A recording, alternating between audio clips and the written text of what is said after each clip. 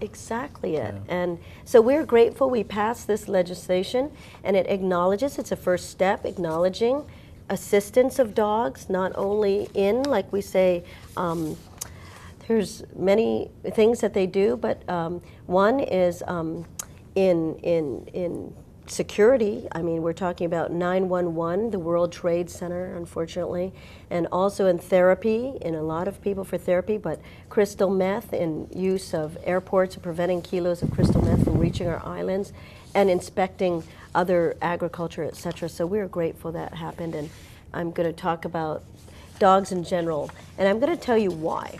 Okay. I used to be an elementary school teacher, and the reason I support this measure, besides the truth that I do love dogs and own 2 lovely dogs, is because I contend that we must not just tell our kids what not to do and to tell them, don't do that, don't be that way, don't do that night. And you and I are both parents and we understand that. But we also want to tell them what to do. And you know, dogs are a great example of that. They're cheerful. They kind of run their description, I think, almost like the credo of a Boy Scout oath, you know. Be brave, thrifty, kind, you know, cheerful, obedient, you know. To be a team player, really, you know. And civic participation is a big part of a healthy community. So that's what this Thrive book is about. It's about looking at attacking diabetes in a sort of unconventional way, looking at little things like maybe getting out with your dog, but also civic participation they find. When people are happy, they have a sense of purpose, they are happier, they're more apt to make the right choices in life, go for that salad versus the Sunday. Yeah, I think it's clear, and you can take that down to many different levels, many levels up or down. The people who are moving and who are active are I think, in almost every case, generally more confident. They feel better. And when I say moving and active, not necessarily exercise, not running around the track, but as long as they're active in their life and participating in the community activities, as you said, making a difference, whether it be, you know, the Lions Club or volunteering to umpire baseball games or helping pick up trash on weekends or beautifying the park. I mean, there's a million ways that we can help. And I think one of the issues that is becoming more and more prevalent and is really tragic is our homeless situation. I think when you cut straight to the base problem is there's not a purpose for many. Many people fall in hard times and they get stuck into situations that's very difficult to get out of. But many others are stuck there because they don't know that there's an alternative, and they've lost their self-esteem. And so by staying active, you not only live longer, you live healthier, you live happier, you make other people's lives better, your life gets better, your pets are better, everybody's better. But you just need to stay busy and active. And sometimes we get tired, we've had a stressful day, we just want to kick back and relax, the next day we're still tired.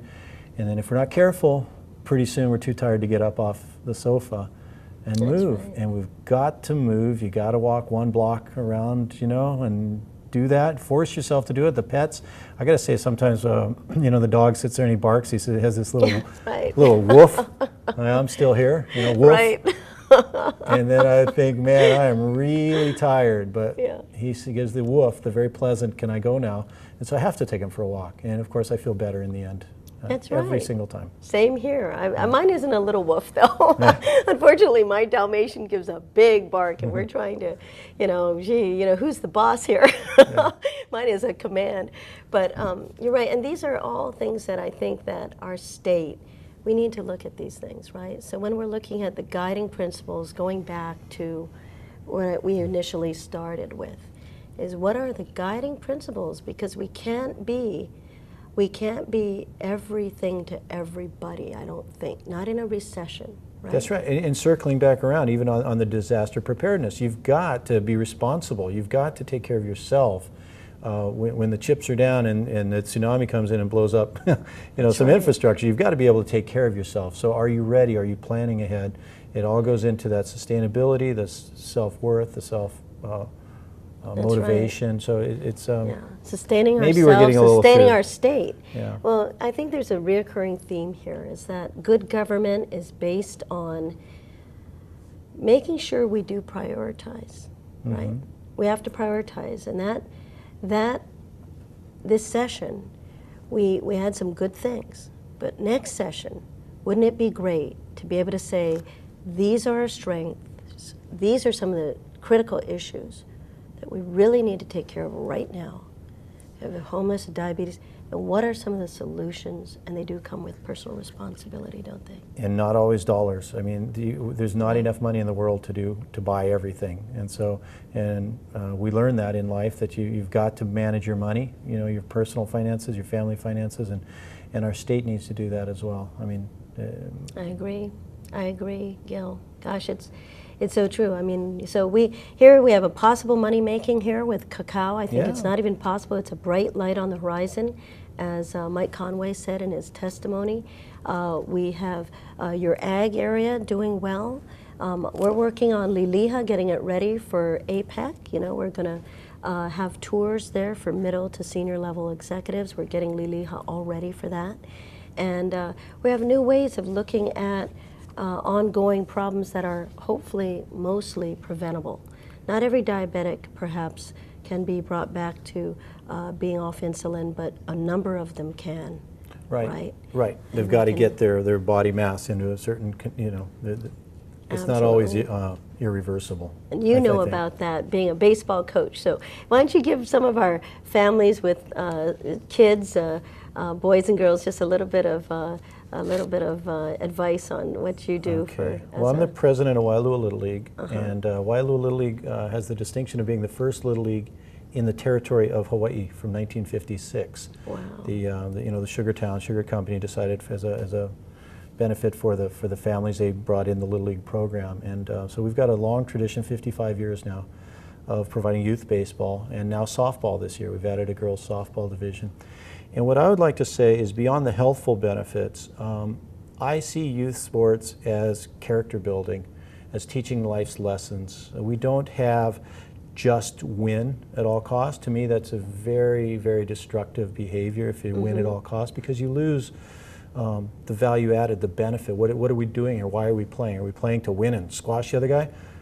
That's not how I live my life. I play to enjoy, to raise the level of my life and the others that are participating. So in baseball, we have that great metaphor of you don't always win. You strike out more than you get hits. We know about that. So you have to rise above that. And as adults teaching our kids, we've got a great opportunity to teach them to pick yourself up, because it's not when you get knocked down. It's what you do when you get knocked down. You're going to get back up and keep going, or are you going to quit? And that's where youth sports are. I think the best. I mean, one of the best things. Others could argue that music and arts and things, and they're all good, and they all teach our children things, and adults. But I'm a big fan of youth sports and PE. I want daily PE in school, not this 1 hour a week business. I'll co-sponsor that, Bill. Yes, let's do it. I'll co-sponsor that. Well, we have about a minute to go, Gil, and I think that we've touched on some really positive things, and I think it reflects a lot of our approach to government, doesn't it?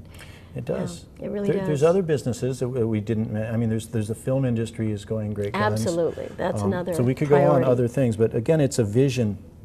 It's a vision question. Where do we want to go? And is it a matter of just taking more money out of the working man's pocket to pay for the government, or is it stimulating the economy to have more for everybody? Absolutely, Gil. And we can, we need to plot that out, and we need to support it, and then stay on it, and stay on the plan of what Hawaii wants to be, what it wants to look like. But I agree, character, some of the things we touched on, personal responsibility, stability, and helping us be healthier in both our minds and our bodies. And I know you know a lot about that. So with that, I guess we just wanted to wrap up, and I'm going to say thank you, Gil, and thank you for Corinne. being on this show, and always a pleasure serving with you. You're a fresh, new, bright spot in our legislature, and I think that we have a lot to look forward to in our next session.